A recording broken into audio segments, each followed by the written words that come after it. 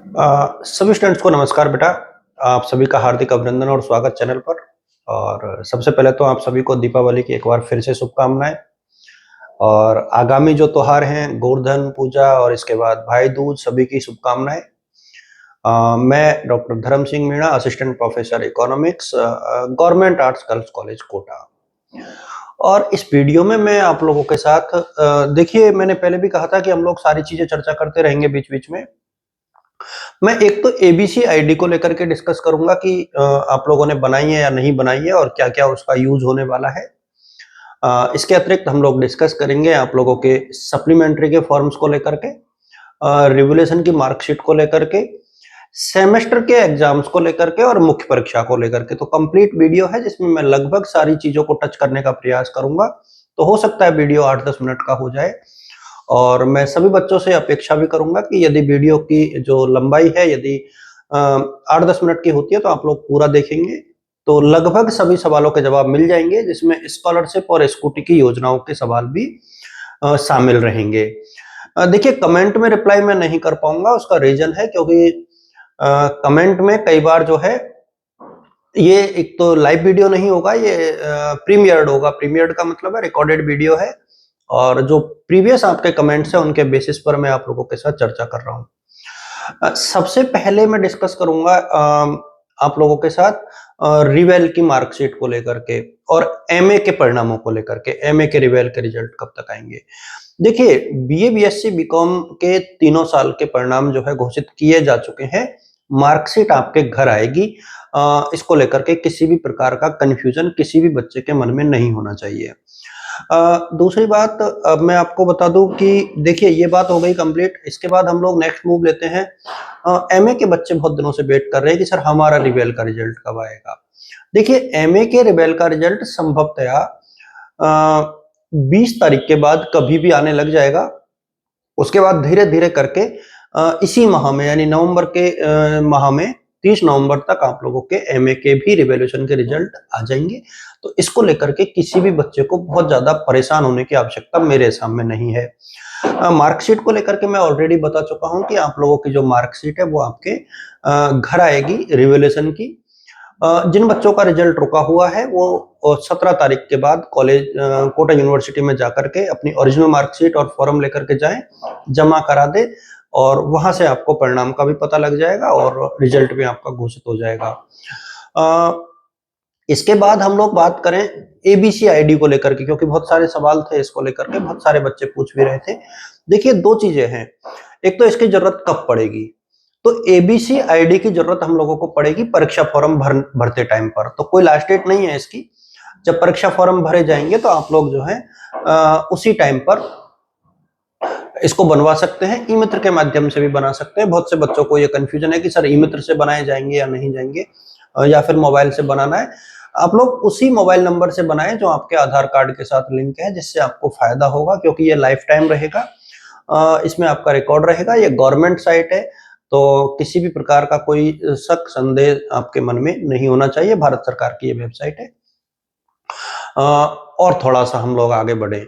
देखिए, मैं धीरे धीरे चीजों को आप लोगों के साथ साझा कर रहा हूँ। एक साथ में साझा नहीं कर रहा हूँ, बहुत धीरे धीरे, स्लोली स्लोली, जिससे कि मुझे लगता है कि आप लोगों को हेल्प मिलेगी और बहुत शॉर्ट में हम चीजों को साझा कर पाएंगे आप लोगों के साथ। अब मैं बात करूं एबीसी आईडी की किन किन क्लासों के लिए आवश्यकता है। देखिए, फर्स्ट ईयर में और फर्स्ट सेमेस्टर में हर बच्चे को ये आईडी बनानी है। यदि आप सेमेस्टर एग्जाम दे रहे हैं तो आपको सबको ये आईडी बनाना जरूरी है, क्योंकि सेमेस्टर में क्रेडिट सिस्टम होता है और उनके लिए तो ये अनिवार्य है। अब राजस्थान यूनिवर्सिटी और अदर यूनिवर्सिटी ने तो बनाई है ये सिर्फ फर्स्ट ईयर से। कोटा यूनिवर्सिटी ने अभी क्लास के बारे में नहीं लिखा है। तो मैं अपनी तरफ से आप लोगों को ये सलाह दूंगा कि जो फर्स्ट ईयर के बच्चे हैं, चाहे बीए, बीएससी, बीकॉम के, प्राइवेट और रेगुलर, सभी बच्चों को ये आईडी बनवा लेनी है। बाकी क्लासेस के बच्चे वेट कर सकते हैं आगामी निर्देशों का। यदि बना लोगे तो कोई नुकसान नहीं होगा, आप लोग बनवा सकते हैं। लेकिन नहीं भी बनती है तो एग्जाम फॉर्म के टाइम पर ही इसकी जरूरत पड़ेगी। उससे पहले आप लोगों को इसके रिगार्डिंग कुछ भी नहीं करना है, परेशान नहीं होना है। मैं आप लोगों के साथ इसकी पूरी प्रक्रिया को साझा करता रहूंगा। अच्छा, एक जो है, सेमेस्टर के एग्जाम्स में आंतरिक मूल्यांकन कब होगा या आपको होम असाइनमेंट कब मिलेगा, इसको लेकर के हालांकि मैं एक अलग से वीडियो, डेडिकेटेड वीडियो सिर्फ इसी को लेकर के बनाऊंगा, लेकिन अभी मैं आप लोगों को सिर्फ इतना बता दूं कि अभी जो है फिलहाल जैसे ही दीपावली के बाद कॉलेज खुलेंगे आप लोग अपने टीचर्स के साथ संवाद कर सकते हैं टॉपिक्स के लिए। अदरवाइज 25 तारीख के बाद जब इलेक्शन हो जाएंगे तब ज्यादा सहूलियत रहेगी उन बच्चों को। हालांकि देखिए, मैं अपनी कॉलेज की बात कर रहा हूँ, जेडीबी कॉलेज की, government arts girls college Kota की। हमारे यहाँ क्या कॉलेज चुनाव आयोग ने ले रखा है अभी, तो हमारे यहाँ थोड़ी सी चीजें मुश्किल है, बाकी सभी जगह ऐसा नहीं है। तो जिन जगह पर आपकी कॉलेज चल रही है आप लोग अपने शिक्षकों से मिलिए, अपने प्रोफेसर से मिलिए, उनसे टॉपिक पूछिए। असाइनमेंट की प्रोसेस जो है शुरू हो जाएगी अब, और इसमें क्या है आप लोगों को दो तरीके की प्रक्रिया है। प्राइवेट बच्चों को तो होम असाइनमेंट ही मिलेगा और वाइवा होगा। जो रेगुलर बच्चे हैं उनका टेस्ट भी होगा, उनका होम असाइनमेंट भी होगा और उनको उनका वाइवा भी होगा। तो रेगुलर बच्चों के लिए ज्यादा चीजें हैं करने को। अब मैं बात करूं फॉर्म कब तक आ सकते हैं। देखिए, सबसे पहले तो मैं सप्लीमेंट्री के फॉर्म की बात कर लूं, तो सप्लीमेंट्री के आप लोगों के फॉर्म्स जो हैं संभवतया जैसे ही छुट्टियां खत्म होंगी 16 तारीख को, उसके ठीक बाद में सप्लीमेंट्री के फॉर्म कभी भी शुरू हो सकते हैं। इसको लेकर के कोई ज्यादा डाउट आप लोगों को अपने मन में नहीं रखने चाहिए। अच्छा, एग्जाम कब तक हो सकते हैं? मुझे लगता है कि 5 दिसंबर के बाद कभी भी आप लोगों के पेपरों के होने की संभावना है सप्लीमेंट्री के। तो अच्छा, सप्लीमेंट्री में सिर्फ 36% अंक आपको लाने हैं जिस भी रिलेवेंट सब्जेक्ट में आपकी सप्ली है। ध्यान रहे हर पेपर में अलग अलग, चूंकि मेन एग्जाम में आपको दोनों पेपरों या तीनों पेपरों में मिलाकर के पास होना होता है, लेकिन सप्लीमेंट्री में आपको हर पेपर में पास होना पड़ेगा। फर्स्ट पेपर में भी, सेकंड पेपर में भी अलग अलग पास होना जरूरी है, अदरवाइज आपको आपका जो परिणाम है वो सकारात्मक नहीं आएगा। मुख्य परीक्षा के फॉर्म संभवतया 15 दिसंबर के आसपास भरने में आ सकते हैं। संभवतया शब्द का इस्तेमाल कर रहा हूँ, आप लोग चीजों को और बातों को बहुत अच्छे से समझें, क्योंकि ये बहुत महत्वपूर्ण चीज है। और मैं इसीलिए ये कह रहा हूं कि आप इस वीडियो को जब देखोगे तो आपको लगभग सारे जो पॉइंट्स हैं उनको कवर करता हुआ मैं इस वीडियो में नजर आ रहा हूं। बीएड वाले बच्चे बहुत अधीर होते हैं, और क्योंकि आप लोग भावी शिक्षक हैं, थोड़ा सा धैर्य रखना सीखें। आप लोगों के जो मेरे सामने रिजल्ट्स हैं वो अगले वीक में आएंगे। अगला वीक मतलब जैसे ही छुट्टियां खत्म होंगी तो 17 तारीख के बाद, 17 से 25 के दरमियान आप लोगों के रिजल्ट के आने की काफी हद तक संभावनाएं हैं। अब सेमेस्टर के एग्जाम कब हो सकते हैं, ये बहुत बड़ा सवाल है। तो सेमेस्टर के एग्जाम्स जो है आप लोगों के वो मेरे अकॉर्डिंग 15 जनवरी के आसपास, 15 से लेकर 26 जनवरी के बीच में कभी भी हो सकते हैं, लेकिन मुझे लगता है जनवरी में शुरू हो जाएंगे। अब जनवरी में 15 से पहले तो नहीं हो पाएंगे, लेकिन उसके बाद कभी भी हो सकते हैं। ऐसी संभावनाएं। फिर भी मैं फिर बार-बार मैं इस चीज को फोकस करता हूं, मैं रिपीटेडली इस चीज को बोल रहा हूं कि कोटा यूनिवर्सिटी की साइट को आप लोग जितना हो सकता है उतना अच्छे से विजिट करते रहें।